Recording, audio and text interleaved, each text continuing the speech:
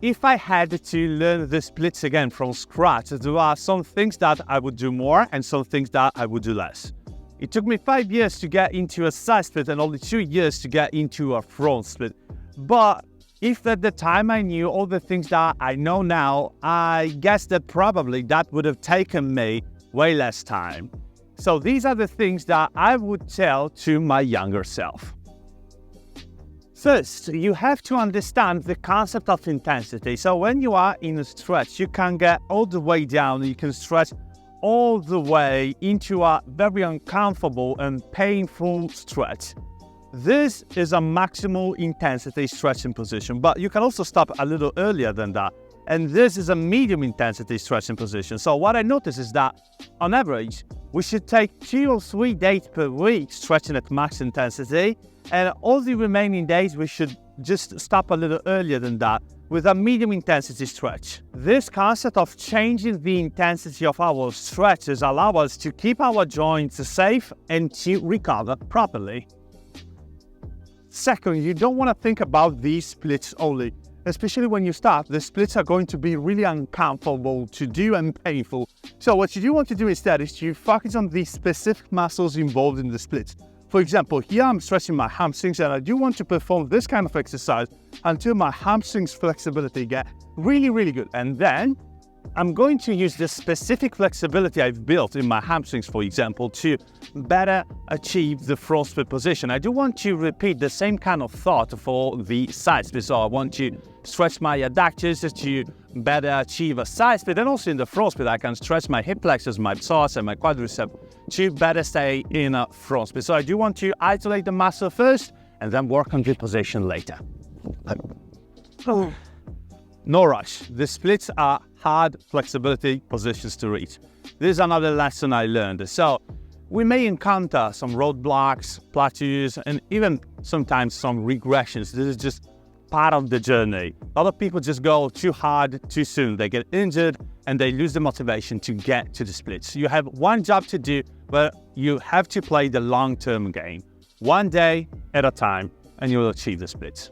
Finally, one last piece of advice I would give to myself is to use the yoga blocks. Now, when you get into a split, you can use the yoga blocks under your hips for 2 main reasons. The first one, you're gonna measure your progress. So you're gonna know exactly where you are in the side split or front split flexibility journey. So for example, if I'm here at a certain point, I will be here at another point, okay? So just by moving the yoga blocks down, I'm gonna understand that I'm improving. A lot of people just don't use the yoga blocks and they have no idea where they are.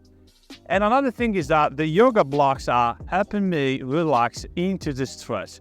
This means that when I'm here, my muscles are completely relaxed because I'm sitting on something. Just think about sitting on a chair. When you sit on a chair, your muscles are truly relaxed. You are relaxing your lower body muscles. But if you try to sit down, not on a chair, like in the air, your muscles are going to tense to keep yourself in that position. Now, the idea is the same. When you are in a split and you have something under your hips to relax on, your muscles are going to better relax in the position. You're going to feel less pain, and of course, you're going to improve, okay? So these are the yoga blocks, and this is why you want to use them. Now, these are the things that I would tell to my younger self when it comes to splits. Understand intensity. You want to understand that, yes, you have to stretch hard, but not every day. Make sure to recover. Second, make sure to stretch your muscles specifically first, and then use that kind of flexibility in the splits to get better. Third, no rush. This is a long-term game. So take it step by step and follow the progression. No rush. Fourth and last point, you want to use yoga blocks in the splits to better relax into the positions, both for the side split and for the front split under your hips. Now, if you want to learn the splits, both the front split and the side split, there is a free video after this where I'm going to show you what kind of exercises you should do and how the front split and the side split work. So make sure to check out the video right after this one. Last but not least, remember that if you enjoyed this video, you can leave a thumb up and a comment down below if you have any questions for me. Have a nice stretch and see you in the next video. Bye. Hey, if you want to improve your legs, hips, lower body flexibility in general, and you also want to master the splits, in this book you can find all the exercises you need. This is called Split Sacking and you can find it on Amazon right now.